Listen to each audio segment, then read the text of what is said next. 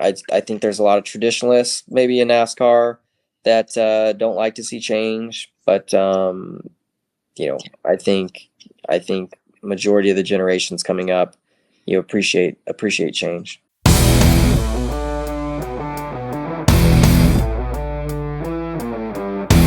Kyle Larson back in the Freak Nation, and as he does, he's typically in here after a big win, of course, winning Martinsville. And Kyle Larson, I don't know which is better, your post-race comments about wishing a flood on Martinsville, or you hate Martinsville, or the actual win itself.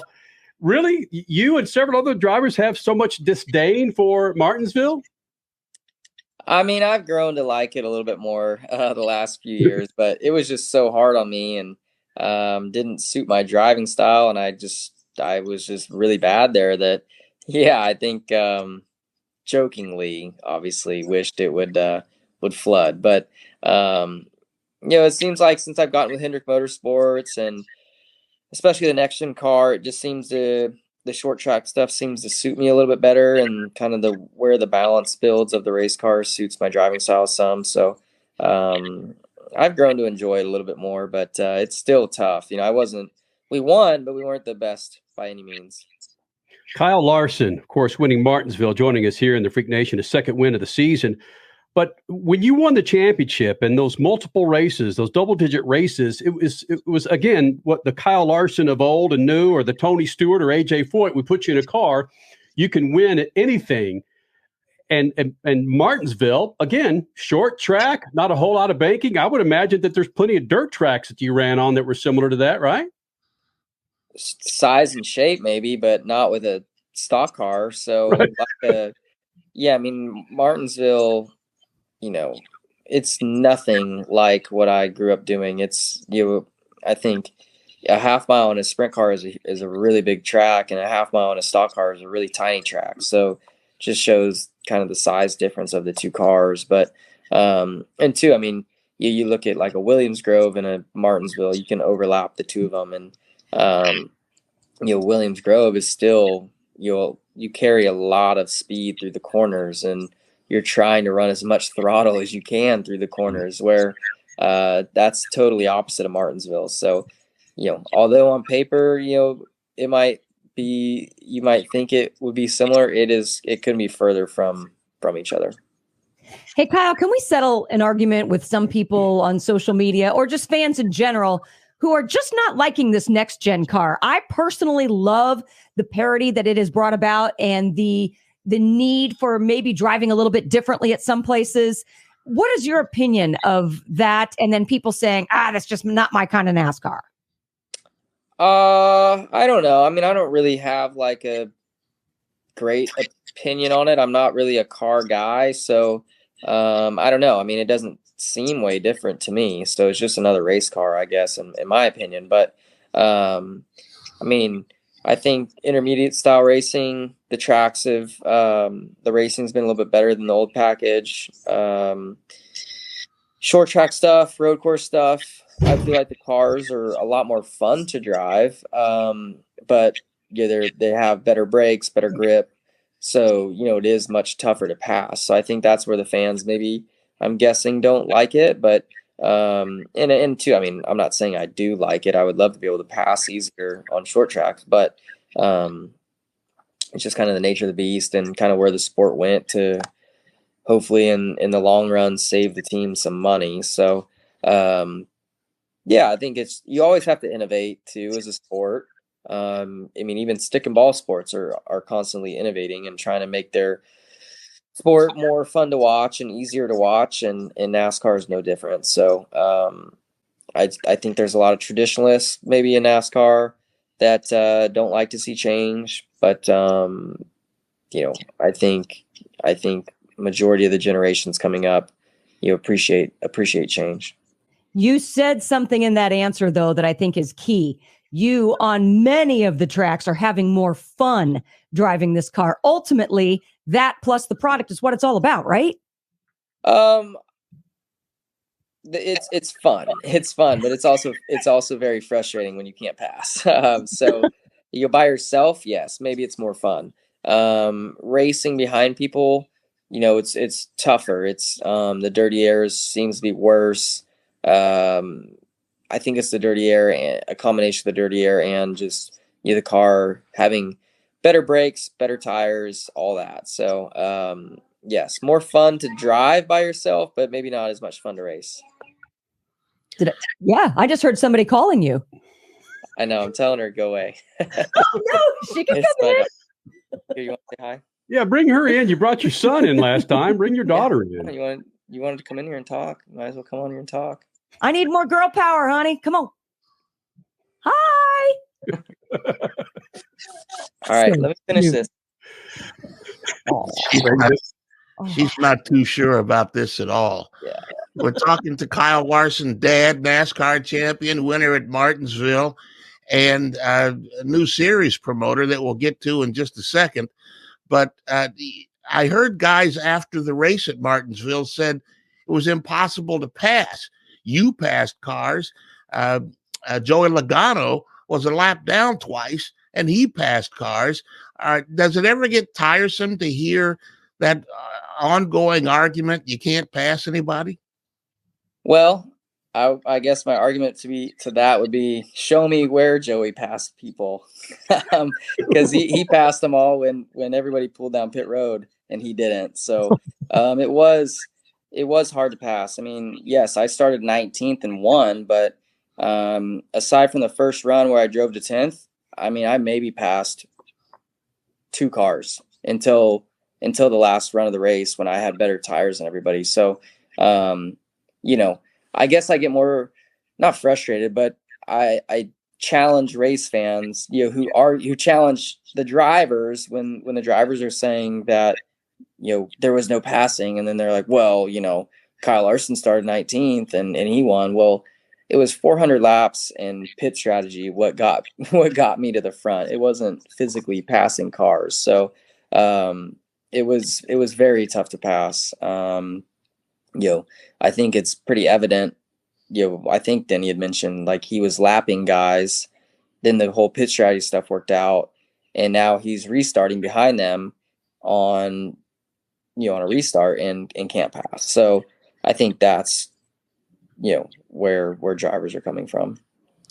And Kyle Larson, you mentioned that NASCAR has got some work to do, maybe to make the races fun and to watch and easier to watch. You're a promoter now, the High Limit Sprint Car Series.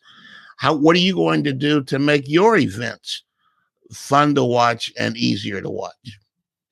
Oh, well, I think, for us, being midweek, it's different than, it's different than NASCAR. So I'm more so going to compare to, like, the All-Star Series or World of Outlaws and stuff like that. But so I feel like, being midweek, our live stream audience will be more important.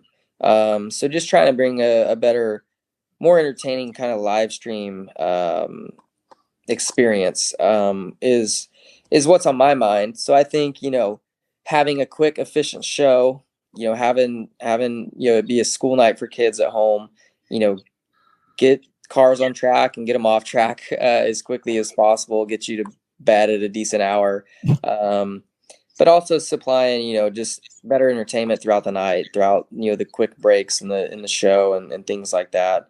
Obviously you can't forget about the at-track experience. So, it takes a lot of work, though, to be able to have the resources to do it and facilitate all the stuff that you need to, make it a good experience at the track as well as even on the live stream. So I felt like we did a decent job with our first race, but, there was a lot of room for improvement. And thankfully, we get to do it again this coming week and hopefully keep improving and keep getting the fan experience both at home and at track even better. I am really glad. I can't hold back my smile that a successful driver is going to make decisions that maybe the people who've never been on a racetrack can't seem to make. Good luck to you, man. I can't begin to tell you how much I appreciate what's going to be happening with their series. Yeah, thanks. No, I appreciate that. And, it's more than me. Like I'm not even a little bit of the workload. Brad Sweet and my manager Josh Peterman, they kind of do the majority of the work, along with Brian Walker, and we've got a lot of help, and Brad especially, and JP, they put in tons of hours devoting themselves to the high limit series, as well as other stuff I've got going on my career, Brad's got going on in his career. So juggling it all and trying to build up the sport is and accomplishing it is tough, and they do a good job. The biggest racing series in America is coming to your town. The Enjoy Illinois 300, presented by Ticket Smarter. Get your tickets now at www.traceway.com. Brought to you in part by the Office of Illinois Tourism and Illinois South Tourism. Kyle, when Robin Miller was still with us, he was really pushing IndyCar to do midweek races, think outside the box. And now you guys are doing it and finding success. I know it's a small sample size, but there was a lot of positive chatter on social media, let's say, from your first event. Do you think IndyCar and NASCAR, the bigger series, should look more seriously into doing midweek races because of the difference that it provides and just maybe another audience? Yeah, I don't know. I think it would take an adjustment. I think for sure. I compete in a lot of dirt races, and I think dirt fans have been able to adjust to midweek racing a lot easier, maybe, or just probably because it's a much smaller fan base. But and I don't follow the IndyCar stuff quite a bit. I know they don't get nearly the crowd that NASCAR stuff gets, but I've always thought that midweek stuff would work in NASCAR. I know at Pocono a couple years ago we did the doubleheader. I think we were raced on a Saturday and a Sunday, and I thought that the at-track crowd was by far bigger than I've ever experienced at Pocono, but the TV audience was much smaller for some reason. So I think it just takes some getting used to for fans. I'm sure a lot of casual fans just don't even think of and that was just Saturday, Sunday. Like they don't even think of a cup race on a Saturday. So, in their mind, cup racing is on Sunday. So I think if you can slowly introduce midweek racing, and whether it be a certain time of year, every year that they introduce midweek racing, I think that could get fans to really notice it and remember it, and know that, all right, whatever such and such month this week is a midweek race, they'll get used to it. But I think too, there's so many racetracks in the South that I would love to see NASCAR kind of do. You could call it a speed week in a way, but I don't see. I think with the next gen car, it's much easier to do than when we had the old car, and you basically were building everything from scratch. But I think you could do something like go to Martinsville on a Sunday, then Charlotte on Wednesday, and then Darlington the following Sunday. I think I think fans would enjoy that. I think you could take a week off of vacation or a few days off of vacation, and go to 3 different racetracks in your camper. Tailgate with from some buddies. Make new friends, all that stuff, and two, I think the competitors, they would get a weekend or 2 back, as an off weekend maybe throughout the year, and I think you'll keep the sport healthier and happier, and keep mechanics wanting to be mechanics on a NASCAR team. Kyle Larson joining us here in the Freak Nation, 2-time winner this year, of course, NASCAR Cup champion, joining us here in the Freak Nation. You touched on something that we've been hammering for almost 23 years of doing SpeedFreaks, is shortening the season, or at least taking some more weeks off. And it seems like it's getting more and more prevalent from drivers like yourself saying, can we take more weeks off? Do you have a say-so? Do the drivers or team owners have a say-so in that? And do you want some weeks off? Well, I think drivers definitely do. I would think team owners maybe do too. I don't know if it really matters to them, but obviously I think NASCAR and their business model, it just makes more sense to race as often as possible. So and they're ultimately the ones making the decision. So I don't know. It's I would love more off weekends. We all would. It's a long, grueling schedule.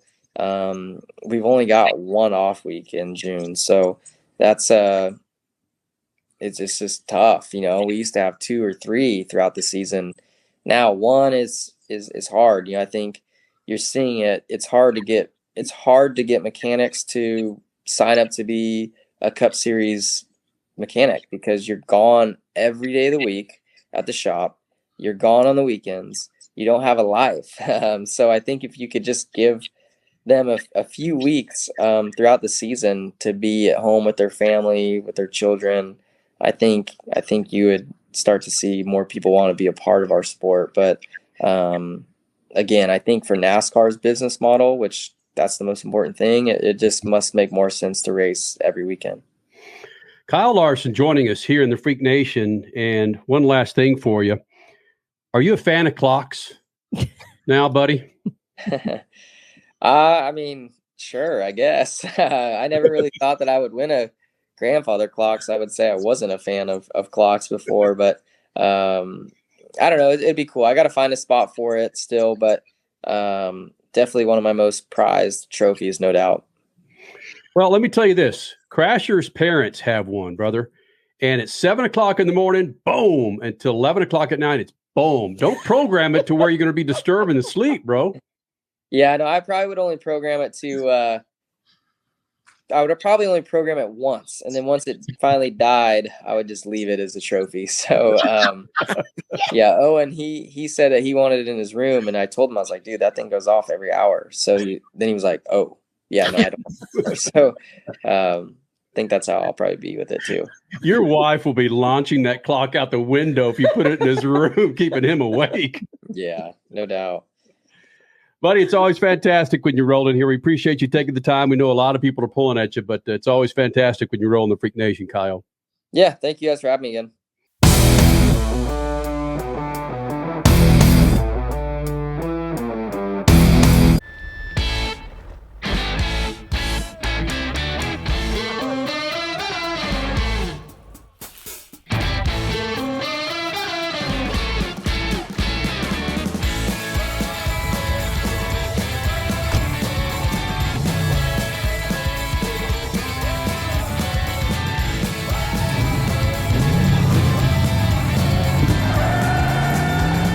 Whatever you do, General Tire delivers.